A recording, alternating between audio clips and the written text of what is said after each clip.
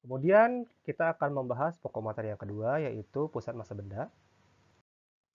Jadi pusat massa benda ini adalah posisi rata-rata dari massa sebuah benda, atau ini adalah sentroid dari massanya. Kalau tadi sentroid dari bentuknya, kalau ini sentroid dari massanya, ya.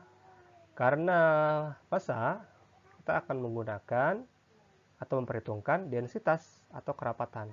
Nama lainnya dari massa jenis, ya. Ini simbolnya adalah rho. Kemudian untuk massa dua dimensi hanya X dan Y saja. Ya, nanti kita gunakan rho untuk dua dimensi. Jadi klasifikasi benda itu ada tiga, ada padatan, ada permukaan atau plat, dan ada kawat. Bedanya kalau padatan itu tiga dimensi, kerapatannya adalah massa per volume, ya, rho, massa per volume. Ini rho maksudnya. Kemudian untuk permukaan plat, kerapatan area kita gunakan atau rho A sama dengan massa per luas, ya. Sementara kalau satu dimensi itu kita menamakan kawat, ya. Kawat. Ini rho-nya rho panjang. Kemudian ini adalah densitas benda dua dimensi atau plat, ya. Rho A sama dengan massanya dibagi area. Atau kita gunakan massa, kita bisa mencari massa di sini sama dengan rho A dikali A, ya. Jadi massa sama dengan densitas area dikali luasnya. Jadi kalau kita masukkan ke ini, massanya ini, kita dapatkan sigma sampai I, XI rho A AI per massanya rho A dikali A. Dan ini kalau bentuknya sigma, kalau yang di bawah bentuknya integral, ya. Ini integral X rho A dA per integral rho A dA. Nah, ini contoh soal untuk benda dua dimensi, ya. Bentuknya plat di sini, sebuah plat kayu tipis. Kita bisa abaikan ketebalannya. Di sini panjangnya 30, ya, maaf, ini 30 cm dan lebarnya 8 cm. Seperti pada gambar ini. Jika bahan kayu yang digunakan densitas rho A-nya 150 kg per meter kuadrat, tentukan massanya serta letak titik pusat massanya. Kalau letak titik pusat massa, tentu kita bisa merujuk pada sentroid, ya. Oke, jadi jawabnya seperti ini. Luas platnya tentu panjang kali lebar, ya. Panjangnya 30 cm, lebarnya 8, kita dapatkan 240 cm kuadrat.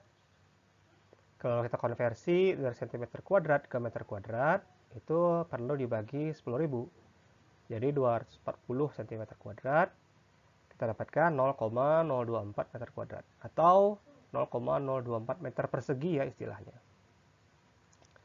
Nah, massa platnya kita gunakan tadi rumusnya rho A dikali A, berarti 150 kg dikali meter kuadrat dikali areanya ini 0,024 meter kuadrat.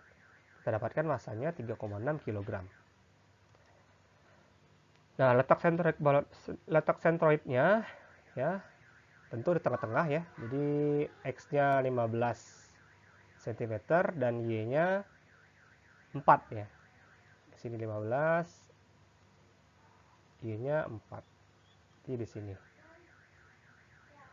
Kemudian kita gunakan rumus sigma tadi 15 cm kali 3,6 per 3,6 ternyata tidak berubah, ya, tetap 15 cm. Begitu juga Y barnya tetap 4 cm. Jadi kita bisa simpulkan bahwa titik pusat massanya sama dengan sentroid. Kenapa? Karena bendanya homogen dan geometri sederhana. Jadi otomatis sentroidnya sama dengan titik pusat massa. Nah, bagaimana kalau komposit? Kalau komposit tentu memiliki massa yang berbeda, ya. Nah, jadi kita di sini perlu menghitung setiap bagiannya. Di sini ada X bar dan Y bar menggunakan rumus sigma. Soalnya seperti ini ada dua buah komponennya membentuk suku cadang mesin yang bentuknya L. Jadi ada terdiri dari dua balok homogen seperti ini. Balok 1 di sini terbuat dari alloy tungsten, densitasnya 14.000 kg per meter kubik, dan balok 2 dari baja, densitasnya 7.800 kg per meter kubik. Ya, jadi ini ada dua material yang berbeda. Tentukan koordinat letak dari titik pusat massa suku cadangnya. Ya, jadi kita perhatikan di sini untuk balok 1 itu panjangnya 80 ya pada sumbu X, tingginya atau lebarnya 240 mm ya, dan tebalnya sama di sini 40 mm. Tebalnya sama ya. Ini 40 dan ini juga 40. Sedangkan balok 2 sekarang pada sumbu X dia 240 panjangnya dan tingginya 80 ya. Berkebalikan dengan yang nomor 2. Oke, kalau komposit kita akan lebih gampang menggunakan tabel ya. Jadi untuk balok 1 seperti ini, saya kalikan dulu volume ya, karena ini 3 dimensi. Tapi prinsip kerjanya sama saja ya.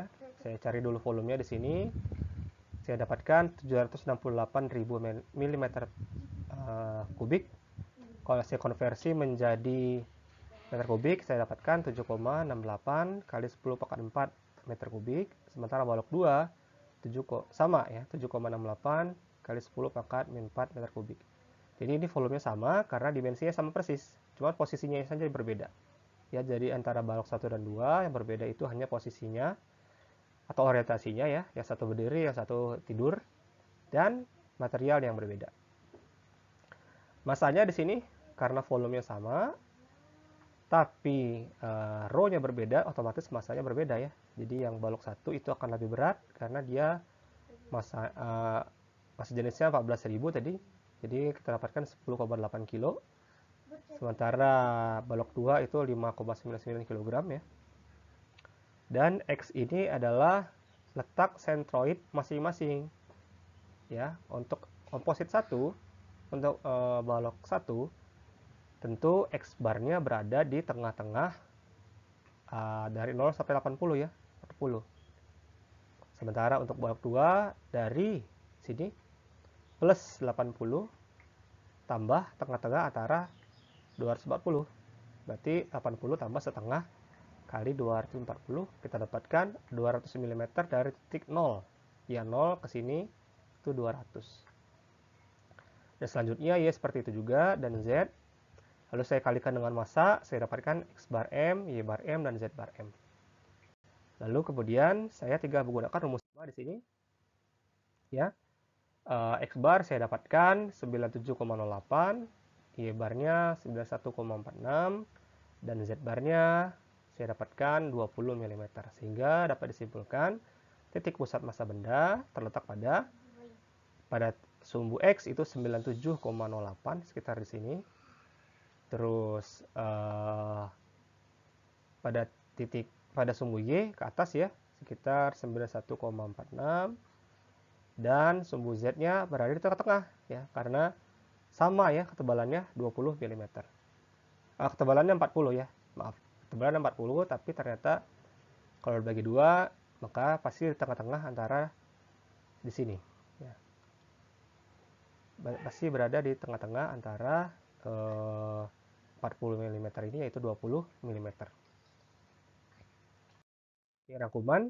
Yang pertama, sentroid merupakan titik pusat geometri suatu benda yang berada pada sumbu simetri benda tersebut. Yang kedua, untuk benda yang sisinya mengikuti fungsi seperti parabola, letak sentroidnya menggunakan rumus integral. Yang ketiga, untuk benda komposit, letak sentroidnya dapat ditentukan dengan rumus penjumlahan rata-rata atau sigma ya. Sedangkan titik pusat massa adalah sentroid untuk distribusi massa. Itu kalau hanya satu jenis material, maka sentroidnya sama ya dengan titik pusat massa. Sementara kalau komposit, kita menggunakan rumus sigma tadi ya, dengan memperhitungkan densitas masing-masing material penyusun. Demikian materi kali ini, sampai di sini. Terima kasih atas perhatiannya. Terima kasih telah menyimak. Saya cukupkan sampai di sini. Assalamualaikum warahmatullahi wabarakatuh.